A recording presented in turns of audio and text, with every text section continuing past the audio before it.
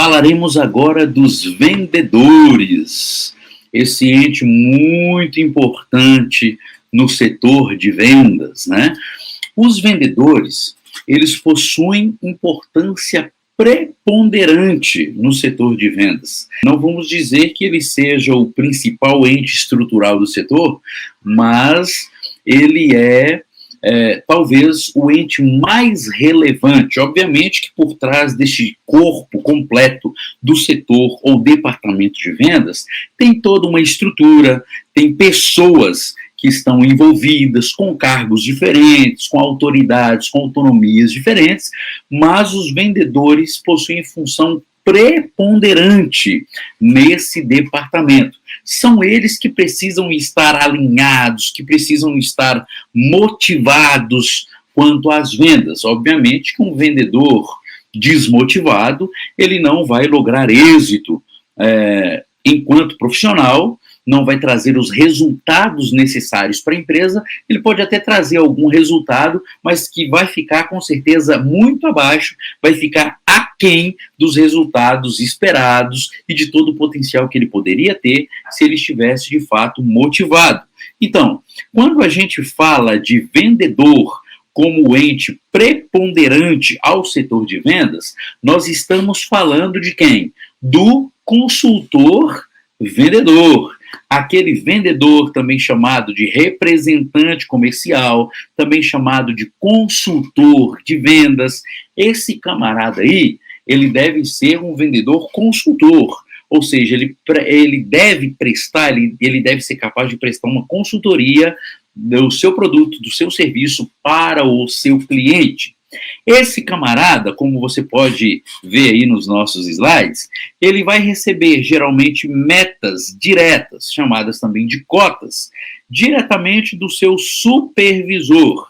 Então, se é uma empresa que ela tem lá uma estrutura funcional do setor de vendas, ela vai ter entes estruturais com posições diferentes, com atribuições diferentes dentro desse corpo que é o setor ou departamento de vendas.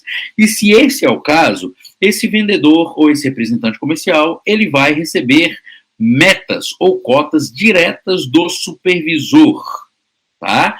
Esse supervisor, ele vai indicar para esse vendedor o seu posicionamento geográfico. O que é o posicionamento geográfico? A localidade geográfica que esse vendedor, ou consultor de vendas, ou representante comercial, ele irá atuar. Ele vai atuar em todo o estado? Ele vai atuar na cidade? Ele vai atuar no norte-sul da cidade? Norte-leste? Norte-oeste? Norte-norte? Qual é o norteamento que ele vai, de fato, atuar enquanto posição geográfica? Então, ele vai receber esse direcionamento, geralmente direto do supervisor, ou não. Ou pode ser que a minha empresa ela seja uma franquia, né? Pode ser que eu seja um franqueado de uma marca específica, então eu vou receber isso direto do franqueador, né? Até onde, até quantos quilômetros eu posso atuar, tá bom? Então, seja de uma forma ou de outra, esse posicionamento geográfico, ele é recebido pelo vendedor, né? Se não pelos supervisores, geralmente pela franquia, ok? Uma outra coisa interessante é a área de atuação desse vendedor, tá? Então, se eu atuo, por exemplo, em lojas como, vou colocar lá aqui no Brasil, como Magazine Luiza, por exemplo, como Casas Bahia, outras lojas de departamento, como a C&A e outras lojas também, eu posso ter algumas coisas diferenciadas. Por exemplo, essas lojas, geralmente de eletrodomésticos, eu tenho vendedores específicos para cada tipo de produto. Eu vou ter vendedores ali que são só para os eletrodomésticos, só para os eletroeletrônicos, somente para aqueles vendedores, por exemplo, de móveis na empresa, tá? Então, geralmente, eu tenho vendedores diferentes. E quem é que vai fazer esse norteamento? Geralmente é o gerente de vendas que vai passar essa atribuição para o supervisor de vendas. O supervisor de vendas ele vai vir posicionar por área de atuação os meus vendedores, tá bom? O vendedor organiza atendimento aos clientes ativos, segundo seu potencial de compra, e prospecta novos clientes. Ou seja, está na alçada do vendedor ele ter um levantamento que ele mesmo faz, tá? Sobre aqueles clientes ativos.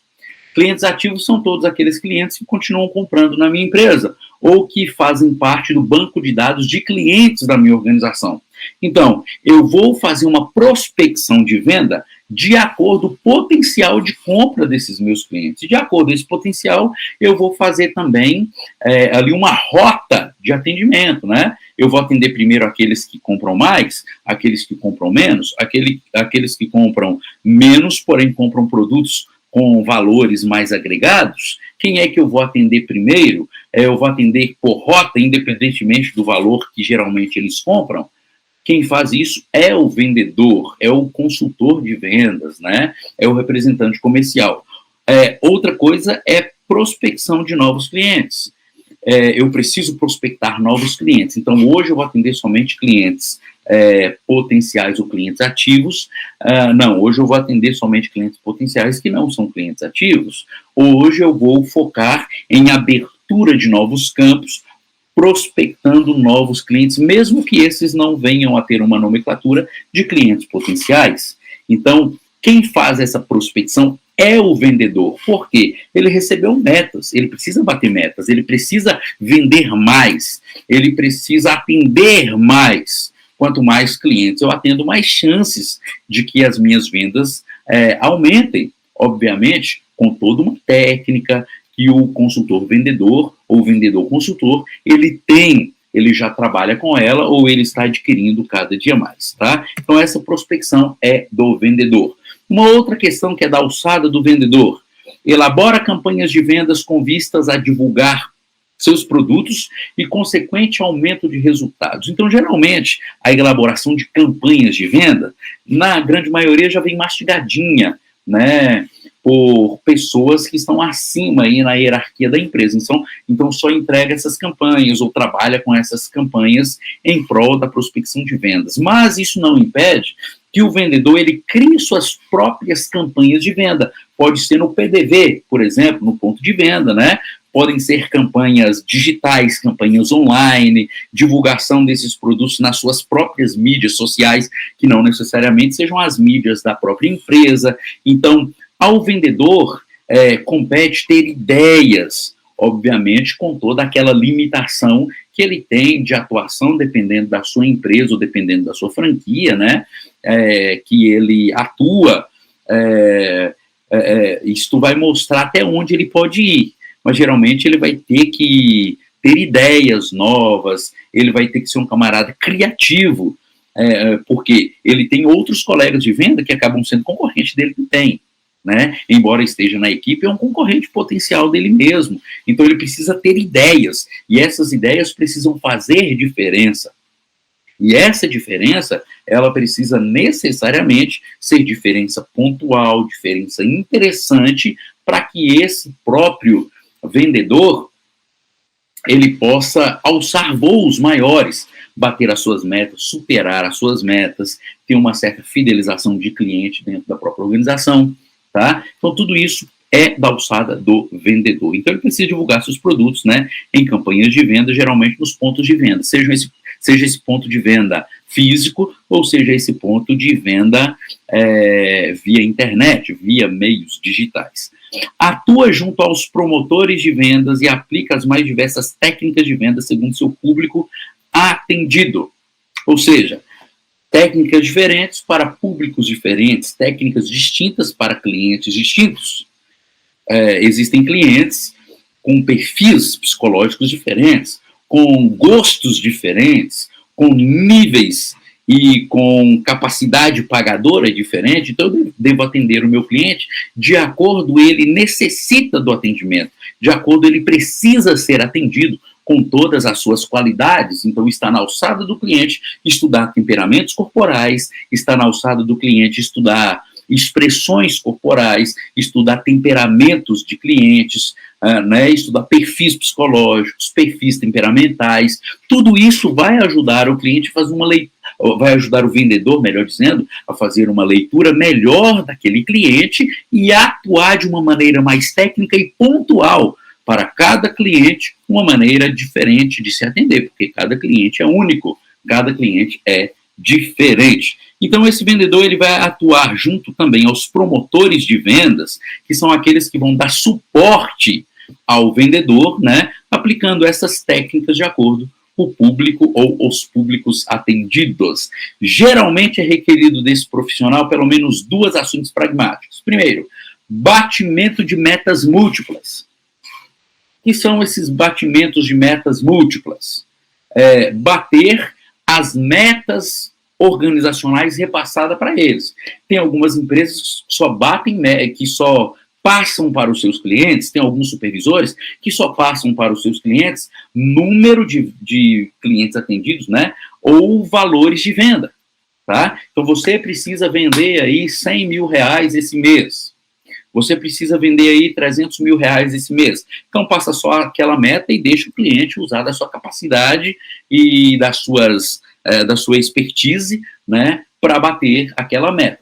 Só que nós temos aquelas empresas mais organizadas que geralmente não passa somente o valor a ser vendido por aquele vendedor, não. Vai mostrar, olha, eu quero pelo menos 300 mil de vendas brutas por cada vendedor, e eu vou querer também o número de clientes atendidos, né? 300 mil, ele vai ter que atender pelo menos 35, 40 pessoas por mês, 60, 70, 80, 100 pessoas por mês, então ele vai ter que dar oferta, número de ofertas, ou número de clientes, ou possíveis clientes atendidos, de pessoas que ele foi e visitou. Quanto maior o número de pessoas eu visitar, quanto mais eu anunciar o meu produto para um maior número de pessoas, de acordo com o meu público-alvo, mais chance de êxito eu tenho.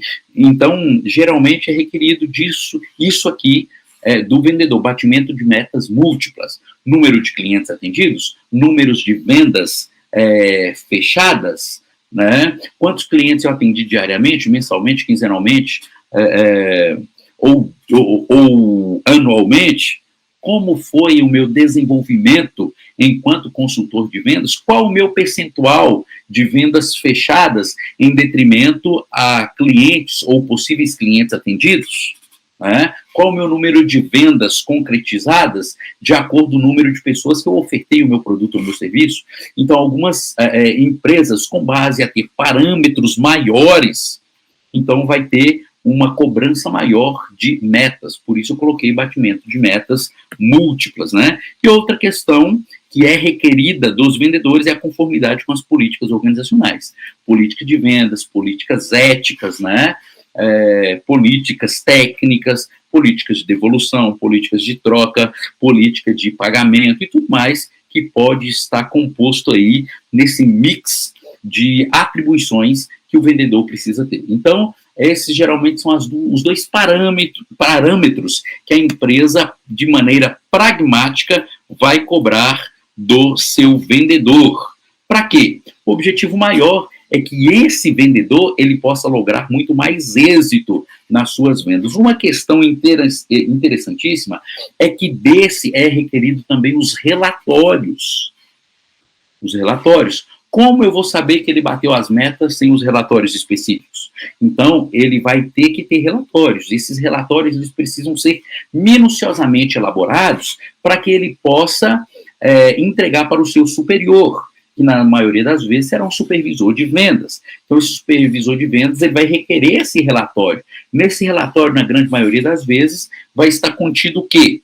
O que ele vai precisar constar ali? Número de clientes atendidos, número de pessoas que ele ofereceu aquele produto ou serviço e número de pessoas que realmente efetivaram a compra, qual o número de vendas feitas diária, semanal, quinzenal, mensalmente, tudo isso deve estar constado nos relatórios. Qual o número de reclamação da empresa, por exemplo, este vendedor ele pôde captar durante aquele mês Uma outra questão, quais foram as dificuldades que ele teve no campo de trabalho, né? Se ele não é um vendedor externo, é um vendedor interno, né? É o vendedor de balcão, é aquele vendedor que espera o cliente vir à sua loja.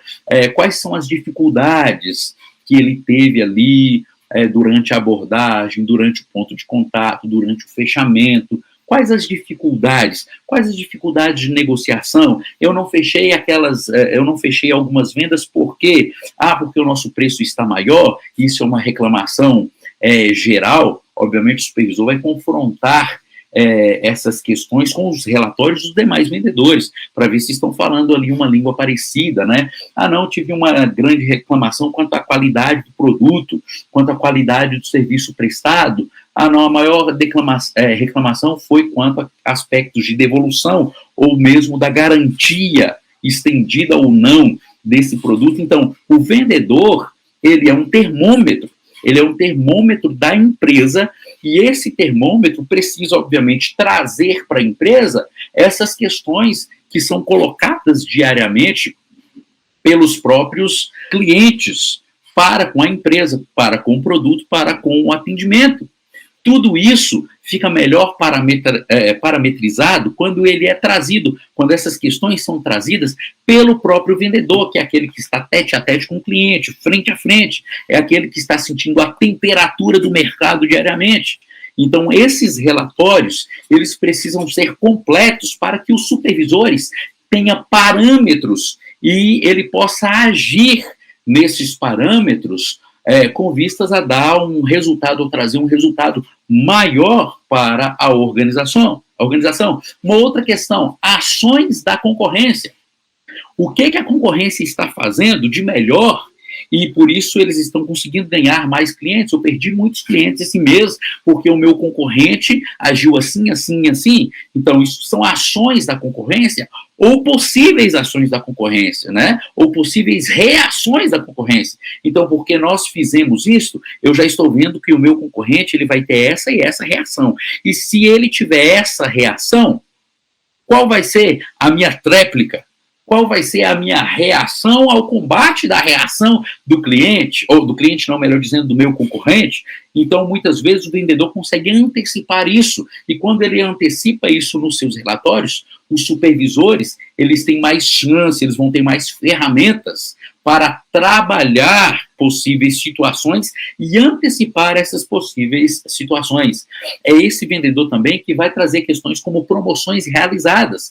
Essas promoções, elas foram de fato efetivas no sentido de mostrar promoção, promover o meu produto, promover o meu serviço. Eu fiquei em uma maior evidência em detrimento do meu concorrente ou não? O meu cliente ouviu mais falar de mim ou do meu concorrente? Né? Se ele ouviu falar mais do meu concorrente, comprou mais comigo, então tem problema no concorrente, o problema é do concorrente, mas eu posso melhorar. Né? Se o cliente ouviu falar mais do concorrente, mesmo assim eu vendi mais do que ele, e se eu der as minhas caras de uma maneira mais ampla, mais efetiva, e se o cliente ouvir falar mais de mim, do meu produto, do meu serviço, dos benefícios que eu trago para ele, será que isso não vai reverter em vantagem competitiva para mim? Então, tudo isso, quanto mais detalhados os meus relatórios, melhor eu vou estar frente aos meus concorrentes, melhor vou poder atender o meu cliente para que ele tenha uma satisfação e eu logre êxito no mercado. Então, vendedor, aí foram algumas dicas importantíssimas para que você, como um vendedor consultor, possa de fato dar uma consultoria mais importante, mais fidedigna, mais ampla para o seu cliente. Entendido? Um abraço para você.